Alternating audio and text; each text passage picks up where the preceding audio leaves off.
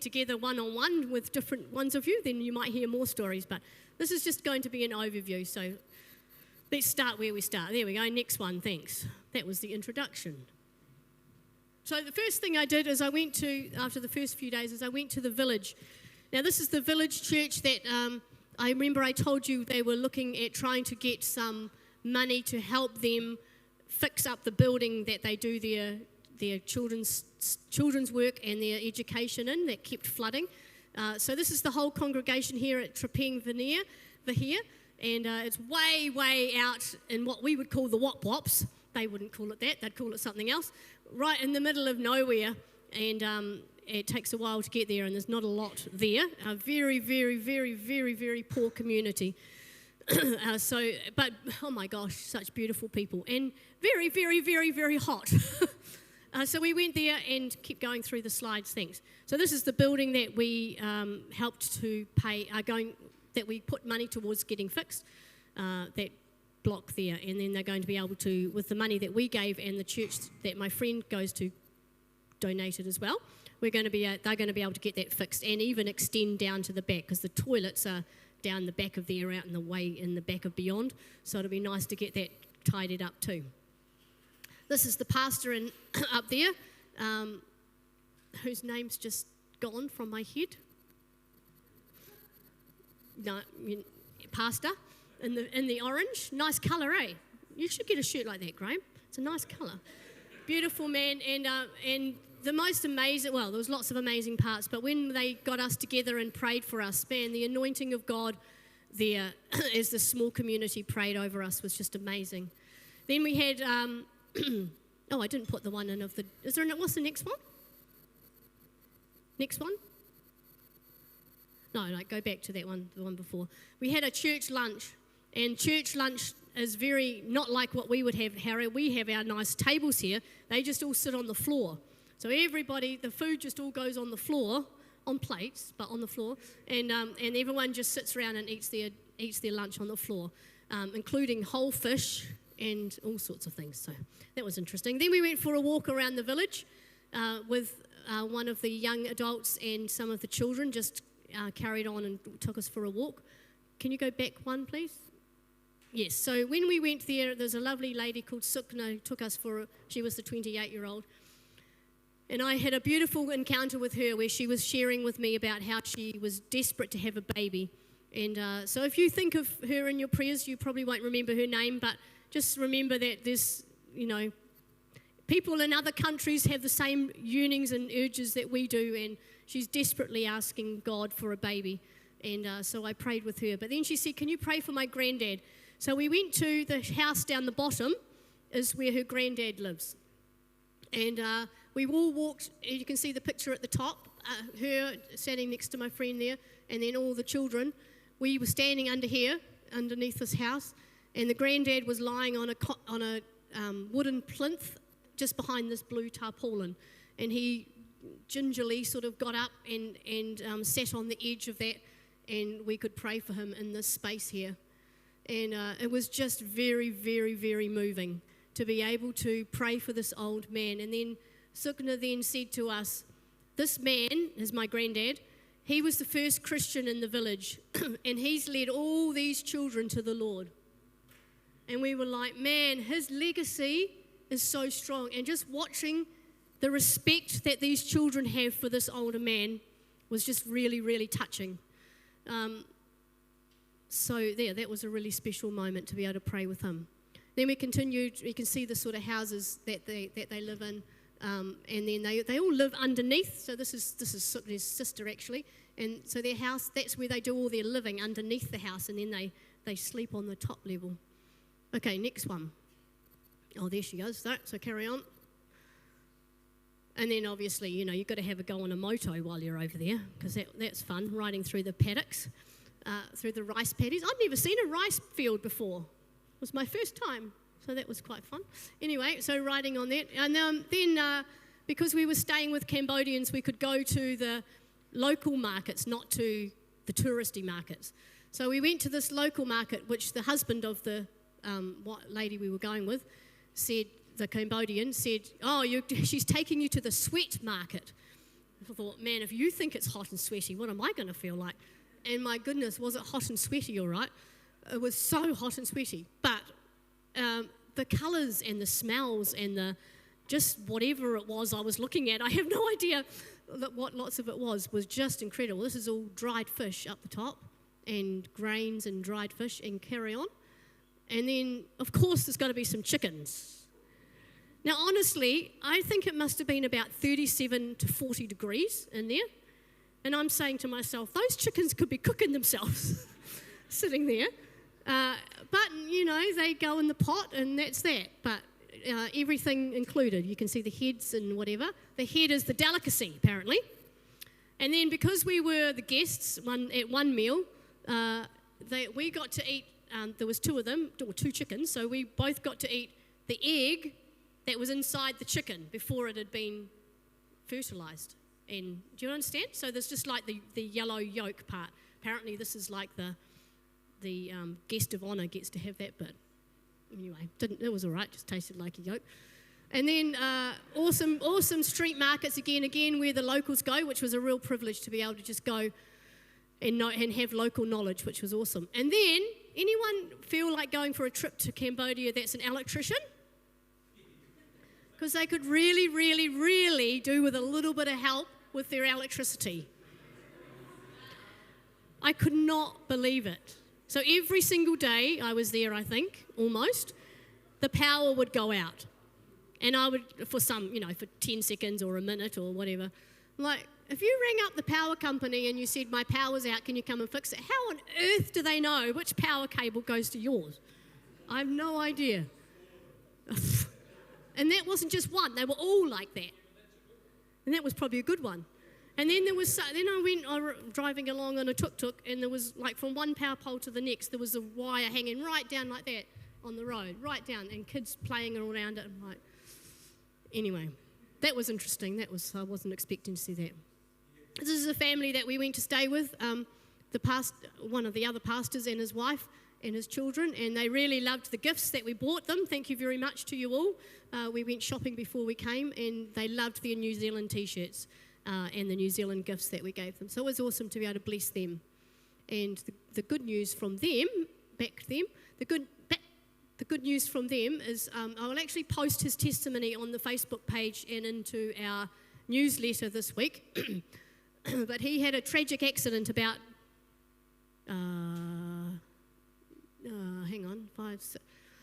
maybe about 7 years ago, and was told that he'd never have children.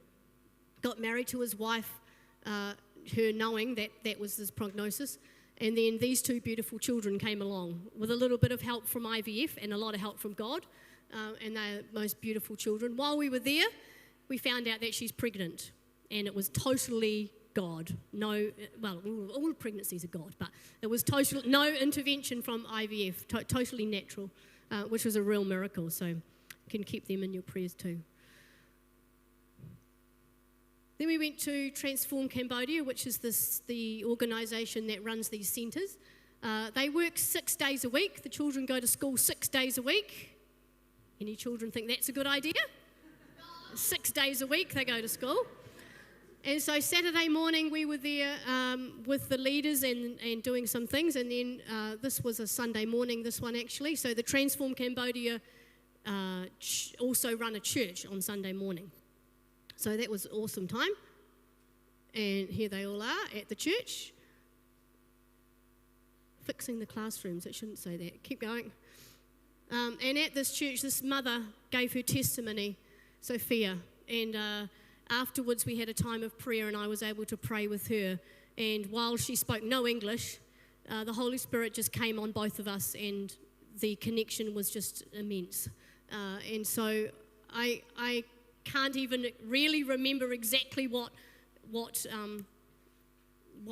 were praying about, but I just know that she's got a hard life, and there's lots of decisions she's needing to make at the moment. So I just think that's amazing when you go overseas, that you don't actually need the language sometimes, and God just continues to work through you by His Spirit, which was really powerful. So this is another amazing connection. We're smiling there, but we were both in tears only about 2 seconds before that photo. Then on Monday, Tuesday, we went to Centre 31, which is the centre that we also are giving some money to, and watched how they teach the children there. And so they do that through many, many different ways, and this is very different to the Khmer way, that's the Cambodian way of teaching in schools. So if these children are lucky enough to go to school in the morning or the afternoon, because they go to this school in the morning or the afternoon, they do half and half, right? If they're lucky enough to go to school in a Khmer school, it will be very different than the way that they're taught here. So they're taught English and maths and other things, but they're all taught totally in English. So they're learning full immersion in English. And they're also learning about God. They're learning how to worship God. They're learning creative arts, which they won't be learning at school either. So you can see them dancing and worshipping there. And on Tuesday morning when we were there, they were doing their family day. So every month the family comes and the children show what they've been learning, and the family are blessed with a big meal, and they are blessed with taking home a bag of rice and some other essentials that they need. So this is a Tuesday morning. I was really impressed with the amount of parents that were able to come out on a Tuesday morning. But they said, well, they just really, really, really respect what's going on and are so grateful for what Transform are doing for their children that they give up their income for that time of the day and they come and join in. So that was an awesome time to be able to speak, all right, to be able to speak to them. And then the children did some performances. You know that cheeky one that we saw on the video? Do you remember seeing that? So he was one of these actors. And yes, he lived up to that video that we saw. Cheeky little fella, but very cute. And then there's the, learning how to worship God with music, and then they're doing a traditional Khmer dance there, which was actually absolutely beautiful. And here's some of the staff, and they do amazing food in this tiny little kitchen. It's incredible. Right, carry on. And then they go home on motorbikes. So, well, it's... Okay. So these guys are only 11 years old. Anyone else 11 or 12? Who's 11 or 12? Are you allowed to ride a motorbike? So these kids are allowed to ride motorbikes home by themselves. They're riding. She's taking her brother on the back, and they're riding home from school, to and from school on their motos, they call them. And you should see the traffic. It's not like all in one straight line going like this. There's cars and other motos and tuk-tuks going all over the place. I have no idea how these children get home, but they do. And so, yeah, I think that's pretty cool. I'd like to have ridden a moto home from school when I was 11. It's pretty cool. Okay, so then this girl here, Pekanita, I realised that we were going to have some money left over from the money that you all donated, and so I actually didn't think about it for the first day and a bit. We were at the Transform Centre, and then near the end of the second day I thought, I haven't really thought about what child we could sponsor. And as I just sat there, as soon as I thought that thought, Pekanita came into my head, and I had been in a small group with her earlier, and I just leant over and said to my friend, I'm just thinking about the kids that I might want to sponsor, that we could sponsor, and she pointed her out, and I said, that's exactly who I was thinking of. So I went over and found out that she was an unsponsored child, and spoke to one of the teachers, and then said to her, hey, I would like to sponsor you, Pekanita, through a translator. And she just, before she was just really quite quiet and shy, and then she just, you can see what she's doing here. This was her idea, to do the heart like this. She just opened up, and when she smiled, I was like, oh, there you are. She was beautiful. So the story behind her is she's only just come to the centre. Usually the children come when they're 5 or 6 years old, so their English by the time they get to 11 is a lot better than hers. So she was feeling left out in the classroom because she's only just come there in the last 6 months. And how it happened was one of the teachers' motos broke down in the pouring rain. And it happened to break down outside Pekanita's house. And Pekanita's mum came out and was helping the teacher from Transform to fix his moto, to get his moto going, and helped him out. And then the teacher told the mum about Transform. And then the grandfather, the grandfather of the mum, the father of the mum, her grandfather, then came to Transform Centre every day for 2 years, trying to get her space for her. He would keep coming back, please, please, please, please, please, can my granddaughter come? And finally they had a space for her and got her in. And now she lives with her grandmother and grandfather. There doesn't seem to be a father, and the mother lives further away. She lives with her grandmother and grandfather, and the grandfather is really worried that he won't be able to look after her to get to school. So every day the grandfather bikes behind her on her bike and makes sure that she gets to school okay, and is teaching her how to be safe in the traffic and so on, and is looking after her, because his greatest fear, the teacher said, is that he's going to go and she will not be able to go to Transform anymore. So they are just over the moon that she is now being sponsored and can stay at Transform. So that's what you are doing. So we had enough money once the money came in from the donations. We were able to bless the village. We were able to bless the pastors in the city. We were able to sponsor 2 children for a whole year. So we've got that year covered, but we're going to have to keep going with, well, I would like to hope that we can keep going with that, not just sponsor them for 1 year. We'll talk about that later. So Peknita is one of them, and they all do chores, and she loves doing that. She's got a real servant heart. And it just feels so amazing to know the person that you're sponsoring. It's just incredible. The other one is this boy called Steve Song. So Steve Song lost both of his parents during COVID. And so he lives with his auntie and uncle, who he now sort of calls mum and dad. And as you can see, he's a 12-year-old boy, so hugging me was a bit, awkward. We didn't have the same, connection like the girls do. But he's, again, a really beautiful boy. He wants to be a doctor when he grows up. And apparently he's very intelligent and is on his way to do that. So Transform Cambodia support these children until they go to university, all the way through university. So lots of them, I think I read a statistic somewhere like 90% of the Transform children go to university, which is pretty amazing. So that's Steve's song. So he's had a hard 11 years too, and lives in a very, very poor area. We got to go to 2 of the houses of the sponsored children of the people that I was travelling with, and just the immense poverty that they live in is just mind-blowing. How they come to school dressed so beautifully from where they've come from, I have no idea, but they're amazing. And the parents are just all very appreciative. So that's just a really quick, without going into all my holiday slides as well, that's a really quick overview. And so from the bottom of my heart, and from the people in Transform and the pastors that said to me so many times, thank you so much, please thank your church. I am bringing that back to you and saying thank you for your contribution, thank you for looking outside of your own life to another part of the world. And our contributions have made a huge, huge difference, and I know that they will continue to, and I look forward to seeing what happens in the next season as we continue this relationship. One thing I did enjoy doing as well while I was there was seeing, when we took the pastor and his children and his wife and his children, we took them away on a little holiday, because there was a holiday weekend for them over there. So we took them to an island, which was a big treat for them, because they don't usually get out of the city much. In fact, I don't think the kids had ever been out of the city.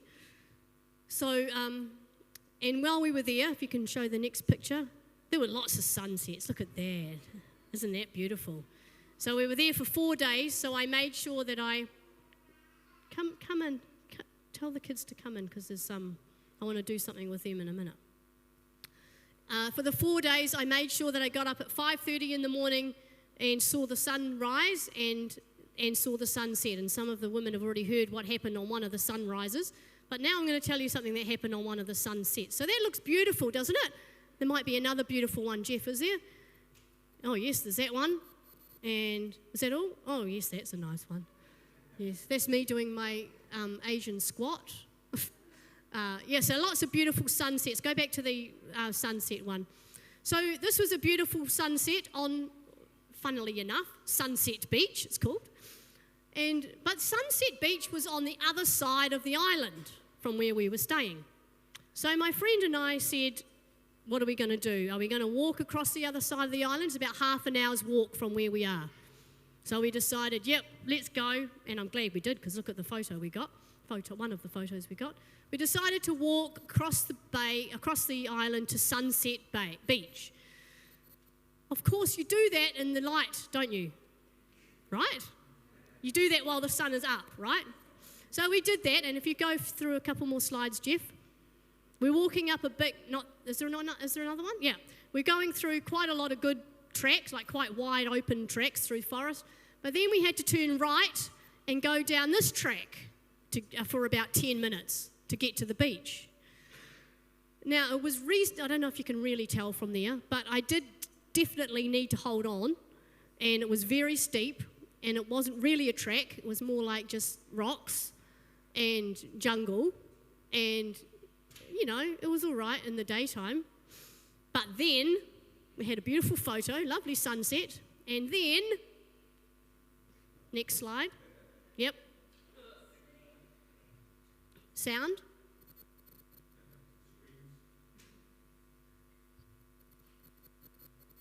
An amazing sunset, and now we're going to find our way back across the other side of the island in the dark, up a mountain. We're not scared. We've got to go through it. Look how dark it is. Okay, my friend and I are a bit crazy, but you're going to work that out. We had to walk back in the dark, of course. And as I'm walking back in the dark just then, I said to her, I have this distinct memory of you before we came Googling this island, because she'd never been there before, Googling this island, and it said that it had 26 deadly snakes and so many spiders, deadly spiders, poisonous spiders, and we are walking back a half an hour in the dark. Are you a little bit scared? I don't know about you, but sometimes being in the dark makes me scared. Is anybody else scared of the dark?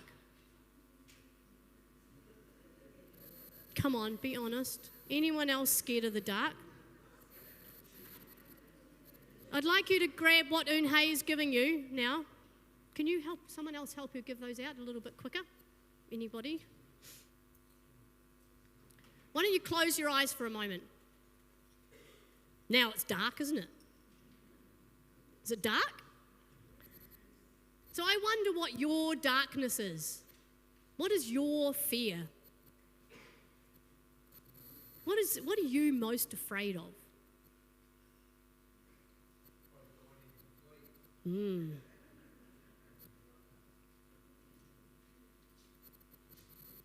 All right, open your eyes. Grab what is being put on your table. Everyone take a toothpick and a piece of card. So we continued walking in the dark. Just going to wait for a second while you've all got something. Give them out at your table, please.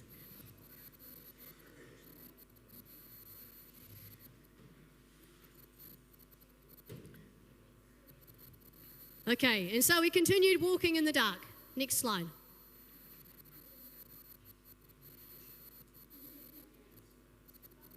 Still dark.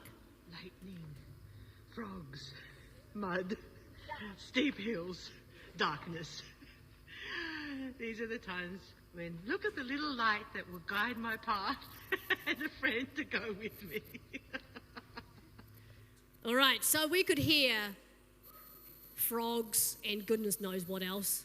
And then we remembered how muddy the track going up was, and now we were going down it, so we're thinking, right, this is scary. And then all of a sudden there was some thunder and lightning, and we're thinking, we're about 20 minutes back yet, and how far away is the thunder from hang on, which way around? The lightning from the thunder.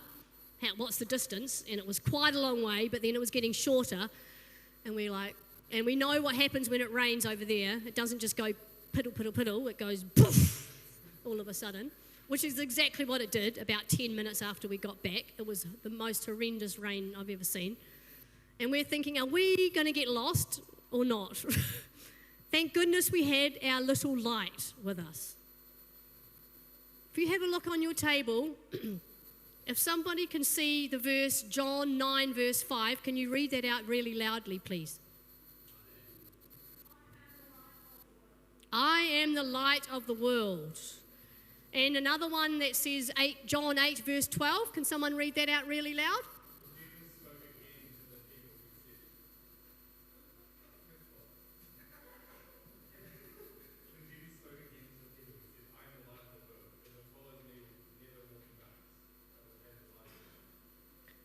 Isn't it awesome that Jesus is the light of the world? That when Jesus came, he got rid of all the darkness. As soon as we turned on our little light on our cell phone, we were no longer walking in darkness. There was quite a lot of darkness around, but we could see the footsteps in front of us. We could see our path. We could see where we were going. Yes, we had each other too, but we had a light and we could see where we were going. On your piece of card that hopefully you haven't scratched yet, can you just scratch a border around the edge? However you want to do it. Just a border around the edge. Make sure you've got some room in the middle. Just do some kind of a border around the edge. Scratching, scratching, however you want to do it. And as you're scratching or making marks on your black, listen to the noise. I want you to think about scratches. We don't like scratches, do we? Who's ever had a scratch on their car or their motorbike? Can you imagine the pain of a scratch down your motorbike or your car? Or what about a crack? Who's ever had a crack on their iPhone or their phone? Oh, we don't like cracks. We don't like cracks and we don't like scratches, especially if they're on our body. We don't like scratches on our body, do we? Scratches hurt. Scratches are not good. But tell me, what's happening right now as you are scratching? What's happening? The darkness is disappearing. What else is happening? Light is appearing, and what else? Colours are coming. Colours are appearing. Now, my son, who happens to be here, which was really quite handy, I didn't know he was going to be, he said to me, visible light is a part of the electromagnetic spectrum which varies in wavelengths from nanometers to meters. Colour is the brain's interpretation of different wavelengths of visible light, often seen as a spectrum, such as in a rainbow. Teacher Nigel, is that correct? There you go. Now I'm going to translate that physics jargon, and it means we need light to see colours. If we want to see colours, is that still okay? Is that all right? Yeah. We need light to see colours. When it is all dark, there is no colour, correct? Do you know Jesus was scratched? Jesus was wounded. Jesus was cut and broken for us. Jesus stepped into the darkness and became light for us. He took on the scorn and the shame of the cross and was broken so that he could be light to us, so that he could bring colour into our darkness. My prayer is that as we continue, we will open ourselves up to him and let him shine his light into our cracks, into our brokenness, and bring colour to us. I'm going to read out a couple more verses, and you will see all those verses on your table, so you might notice as I read them. And as I read them, I'd like these verses just to wash over you. I'd like you to, inside your square now, doodle or write or draw your prayer of thanksgiving, your prayer of request, maybe a word that you hear in one of the verses that I read about how God shines, is a light to you in what he has done. I'm going to read these verses 2 times each. I'd like you just to spend a couple of minutes with God doodling on your card there. John 1 verse 5. The light shines in the darkness, but the darkness has not overcome the light. Psalm 119 verse 105. Your word is a lamp for my feet, a light on my path.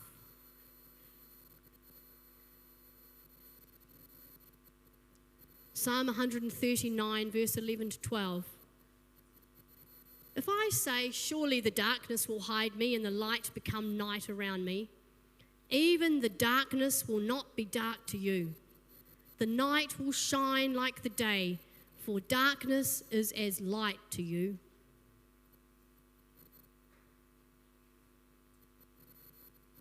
Psalm 18 verse 28. You, Lord, keep my lamp burning. My God turns my darkness into light. Psalm 27 verse 1. The Lord is my light and my salvation. Whom shall I fear? The Lord is the stronghold of my life. Of whom shall I be afraid?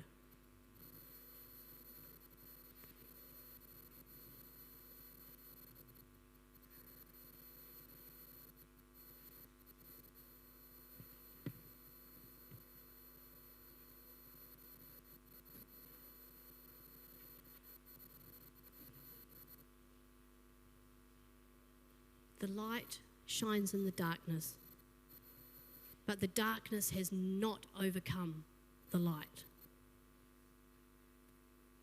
Your word is a lamp to my feet and a light to my path.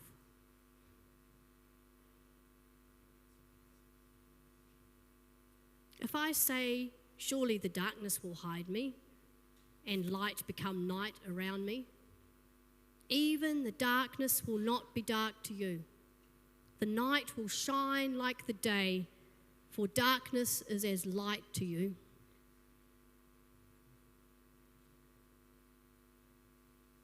You, Lord, keep my lamp burning. My God turns my darkness to light.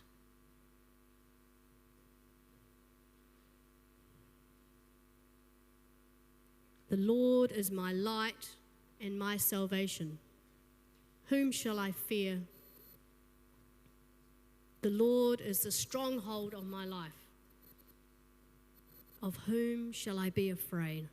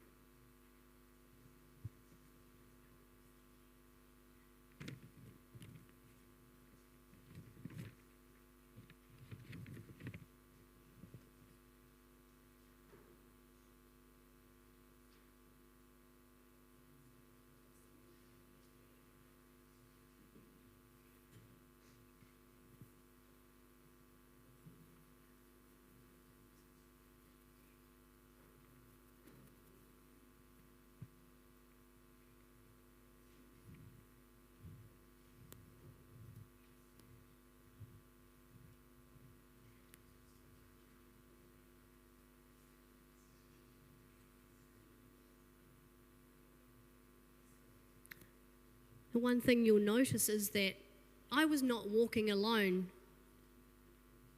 My friend and I were shining a light for each other.